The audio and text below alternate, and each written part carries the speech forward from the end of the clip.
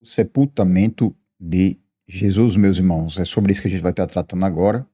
E nessa parte inicial da aula do sepultamento, nós vamos falar sobre a certificação da morte de Jesus, que foi quando o soldado furou o lado de Jesus com a lança, e a liberação do seu corpo por um homem chamado José de Arimateia, que foi pedir a Pilatos, e Nicodemos também o ajudando. Isso tudo está na seção 167A, uma passagem que os 4 evangelhos tratam a respeito.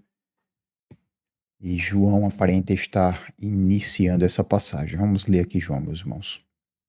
João 19, a partir do versículo 31 diz: Era dia da preparação, e o dia seguinte seria um sábado especialmente sagrado. Meus irmãos, o que quer dizer isso? Dia da preparação. A gente sabe que Jesus morreu numa sexta-feira. Na sexta-feira, não é uma sexta-feira qualquer, era uma sexta-feira que estava se iniciando a Páscoa dos judeus. A Páscoa era uma festa que ia demorar pelo menos uma semana. A partir de uma semana depois é que as pessoas iam estar se mobilizando para ir embora. Já tinha muita gente na cidade, estava cheio. Esse dia da sexta-feira era o dia da preparação deles, que estava se iniciando a Páscoa. E mais, não só estava iniciando a Páscoa, que era essa festa tão especial para eles, senão a mais importante do ano. Tinha muita gente lá. Também estava indo da sexta para o sábado, ou seja, era sábado para eles. Como assim? O sábado para os judeus ele começava na sexta-noite, no pôr do sol.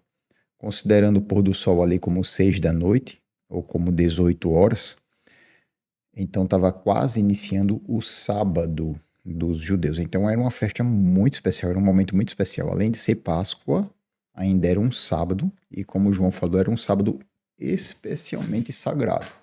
O sábado já era sagrado. E o fato de ser o sábado da Páscoa, do dia da preparação, então era um dia muito sagrado para eles, como aí está escrito. Vamos utilizar esse termo. Tá, e daí? E daí, que está dizendo aqui ainda no versículo 31, que eles não queriam que os corpos permanecessem na cruz durante o sábado. E aí eles foram fazer um pedido a Pilatos. Vamos ler. Como não queriam que os corpos permanecessem na cruz durante o sábado, esse sábado especialmente sagrado, inclusive no dia da preparação, os judeus pediram a Pilatos, governador Pilatos, que mandassem quebrar as pernas dos crucificados e retirar os corpos. Como assim, meus irmãos? Esse fenômeno aqui é chamado de crurifragium, ou crucifragium, segundo alguns. Eles eram colocados na cruz, pendurado, pregado às mãos e os pés, e ficavam ali horas, às vezes dias, ali pendurado. Qual era o intuito? O intuito é que aquele criminoso que recebeu aquela pena de morte morresse, naturalmente. Então, os bandidos que foram colocados na cruz com Jesus, e Jesus foi colocado como se fosse um bandido, como se fosse um malfeitor, estavam vivos. Só que os judeus pediram para que eles quebrassem as pernas para que fossem retirados os corpos. Aí a gente vai ter que falar 2 detalhes.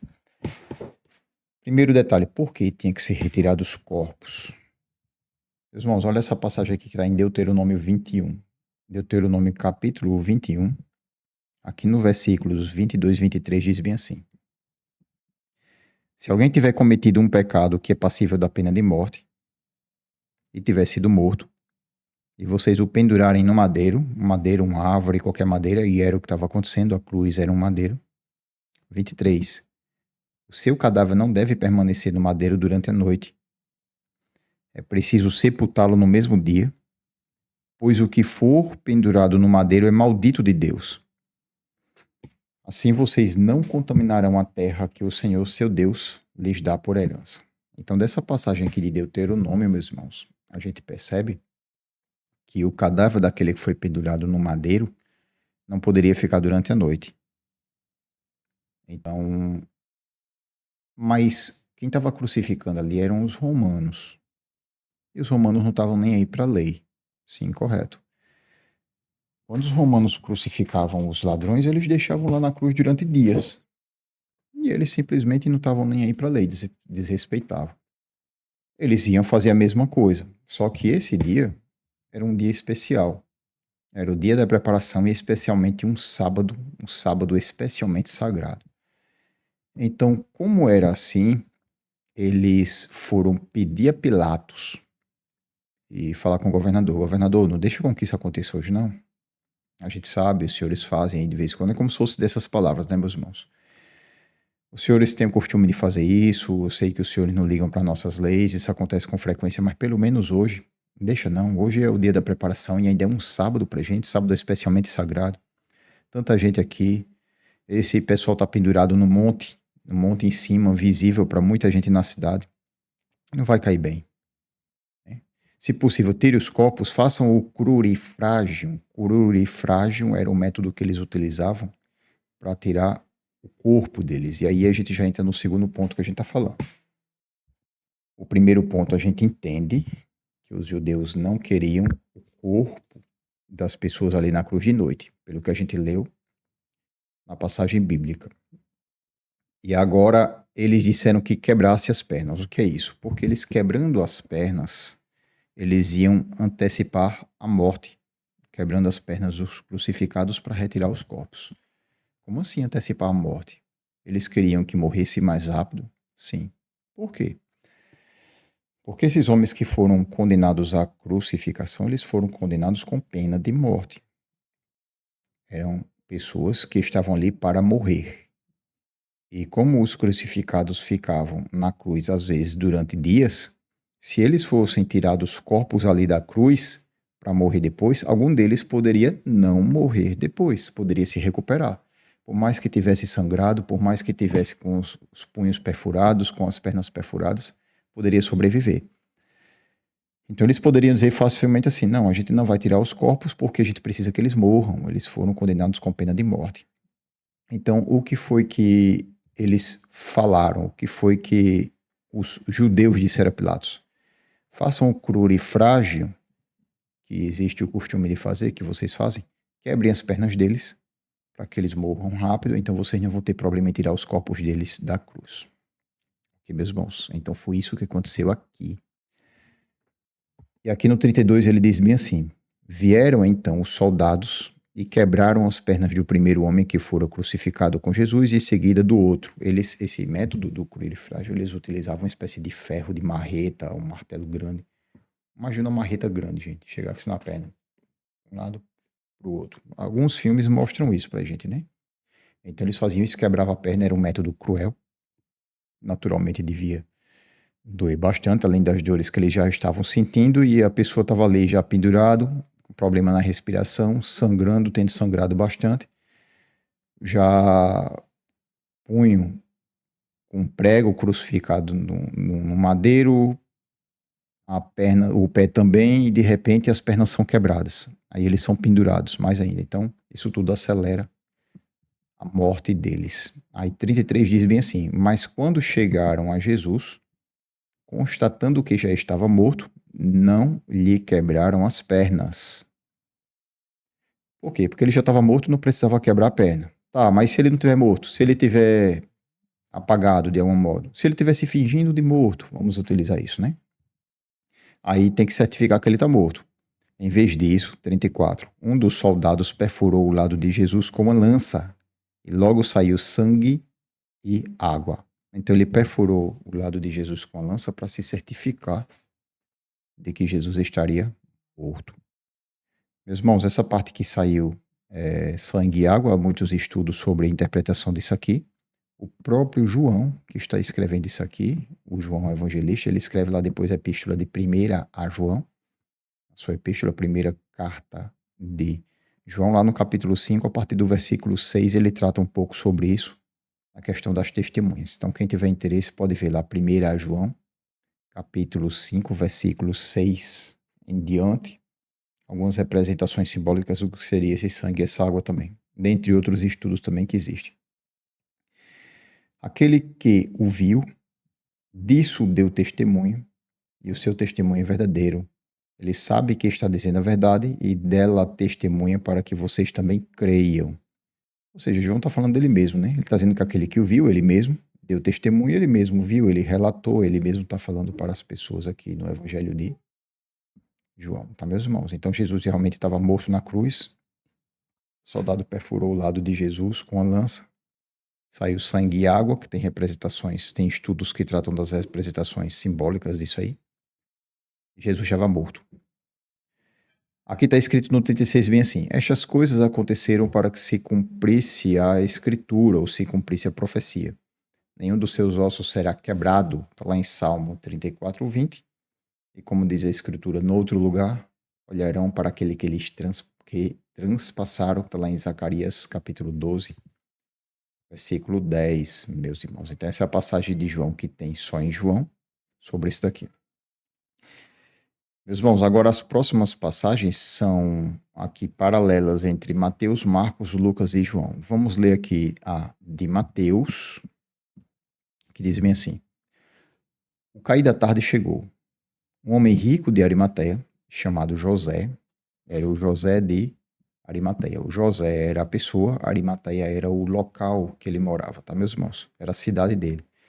A gente vai ver aqui ainda, mas Arimateia ficava lá na região da Judéia. A gente já estudou exaustivamente a geografia de Jesus. Judéia, Samaria, Galileia, dentre todos esses. Se os senhores estão aqui agora, eu imagino que os senhores já estudaram essa parte da introdução aos evangelhos.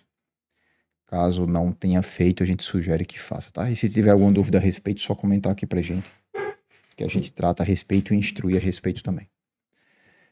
Homem rico de Arimateia, chamado José, que se tornara discípulo de Jesus, dirigindo-se a Pilatos, pediu o corpo de Jesus. Então, olha, um homem rico, ele tinha se tornado discípulo de Jesus e ele foi para Pilatos, o governador, pedir o corpo de Jesus. Ele teve acesso a Pilatos, né? Um homem rico provavelmente tinha seus contatos políticos, e ele chegou a Pilatos e pediu o corpo de Jesus. A questão é, por quê? Porque, meus irmãos, olha o que estava acontecendo. Jesus morreu por... Vamos pensar um pouquinho aqui. A gente estudou a crucificação de Jesus. A gente viu que das 9 da manhã Jesus foi crucificado, meio-dia, 3 horas depois. Houve trevas sobre toda a terra até 3 da tarde. 3 da tarde Jesus clamou as últimas palavras dele, entregou o Espírito nas mãos do Pai. Então, em cerca de 3 horas da tarde, Jesus estava morrendo. Vamos considerar que o pôr do sol fosse às 6 da noite, que poderia ser um pouquinho antes, um pouquinho depois, a depender da estação. De 3 horas da tarde para 6 da noite, quando Jesus morreu, para 6, que já era o início do sábado, só tinha 3 horas. Nessa nossa contagem, só tinham 3 horas. Então quase não tinha tempo para nada. Aí o que é que os judeus foram fazer? Que a gente leu, acabou de ler. Os judeus foram pedir a Pilatos ainda para tirar os corpos. Eles tinham pouco tempo, já estava escurecendo já. Era tudo muito rápido. Para que quebrasse as pernas dos soldados para que fossem retirados os corpos. Quebraram a perna de um, quebraram a perna do outro, mas Jesus já estava morto.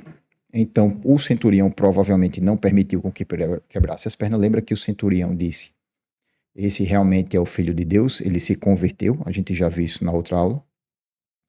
Ah, tá bom, mas como é que eu vou garantir que ele está morto? Então, pega a lança e coloca nele. Aí a gente viu agora que o soldado colocou a lança em Jesus, saiu sangue e água.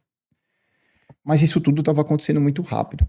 E o tempo passando, e daqui a pouco estava escurecendo. Sim, tá bom, vai tirar os corpos dos ladrões da cruz. E o Jesus?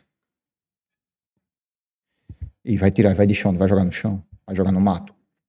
Como se fosse um animal? Isso era passível de acontecer, mas com certeza era passível de acontecer. Com certeza. Os soldados lá, tudo agoniado, tudo doido para acabar o horário deles, acabar o turno deles. Recebeu aí, tira da cruz. É quem? É um bandido aí, qualquer que merecia morrer. Essa era a interpretação. Faz o quê? A gente vai fazer o quê? Cadê os parentes, os familiares? Nem sempre todos estavam ali, apesar de que as mulheres estavam observando, mas iam colocar onde? Ia levar para onde? Não era só assim. Então, quando a crucificação ocorria, geralmente demorava tempos. Como a gente citou aqui, tinha crucificados que ficavam pendurados na cruz durante dias, para depois morrer. Morrer desidratado, morrer do sol, morrer do que quer que fosse. Então não se imaginava que Jesus fosse morrer tão rápido. A gente vai ver que Pilatos ele também se assustou, porque Jesus morreu rápido. Talvez os próprios parentes não imaginavam que ele precisasse sair da cruz ali tão rápido. Lembrando que praticamente 3 horas da tarde, Jesus ainda estava dando as últimas palavras. Então as pessoas ainda estavam ouvindo Jesus falar ali, provavelmente às 3 horas da tarde. E ninguém imaginava que às 6 ele já tinha que estar fora da cruz. Então, além da tristeza, além do luto, além dos traumas, além de tudo, ainda ter que preparar um local para Jesus ser enterrado. De última hora, assim, poucas horas, como assim? Relâmpago. Não faz sentido. Foi aí que apareceu esse homem, José, da cidade de Arimateia, que foi lá pedir a Pilatos, nesse curto espaço de tempo, pedir o corpo de Jesus. E aí Pilatos ordenou que fosse entregue para ele. Para quê? Para ele sepultar.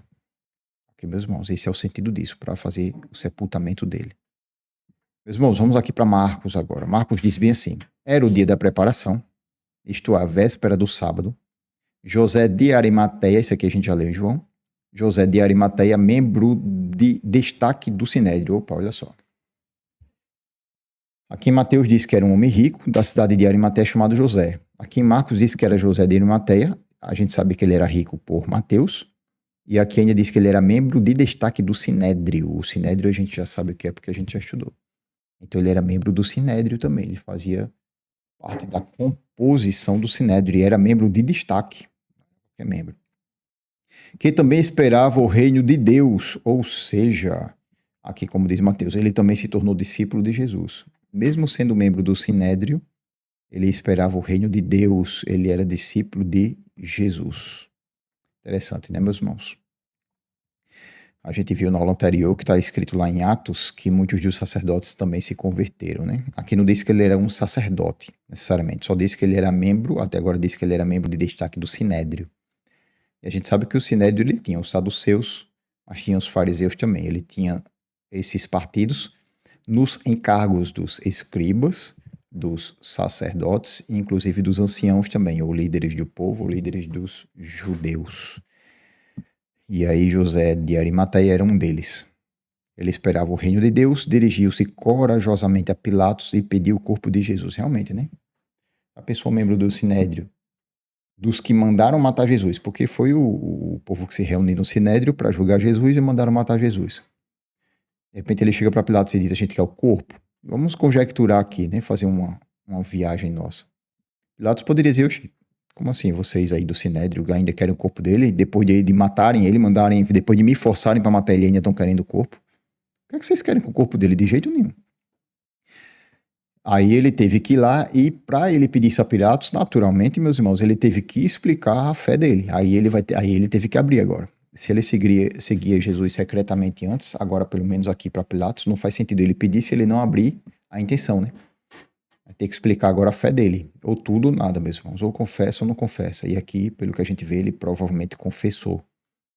Confessou para Pilatos. Porque senão Pilatos não teria entregue, naturalmente, para ele.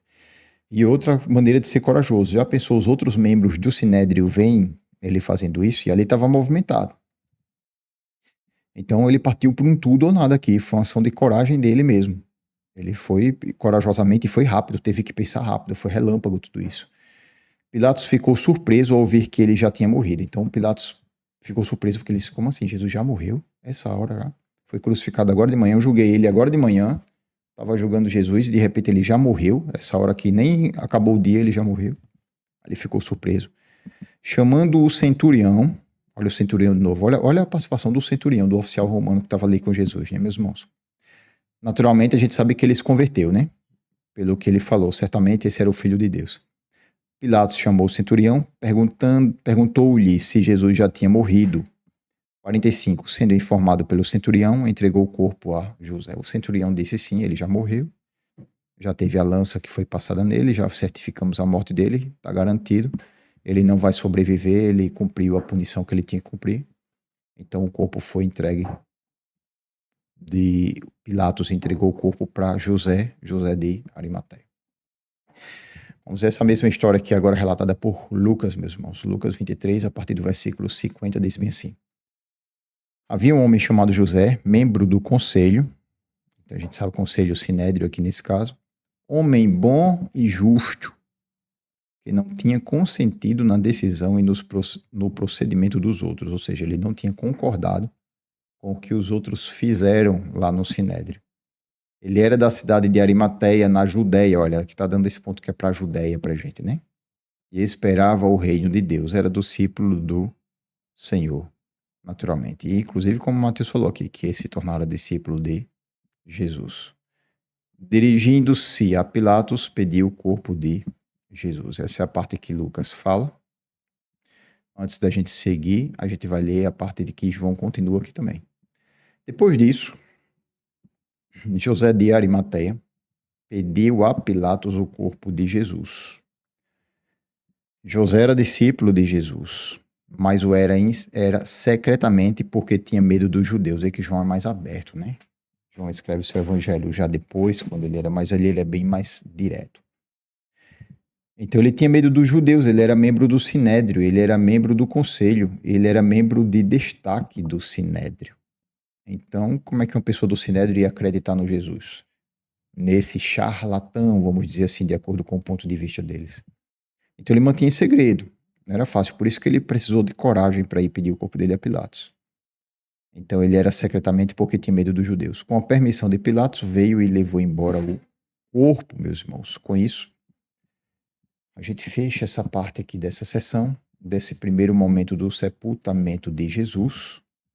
E depois, na próxima aula, a gente vai seguir para a próxima sessão, meus irmãos, que já trata aqui sobre o corpo de Jesus é colocado no túmulo, que também faz parte do sepultamento de Jesus, só que já em suas próximas etapas. Então, Jesus assim permita. Até a próxima aula.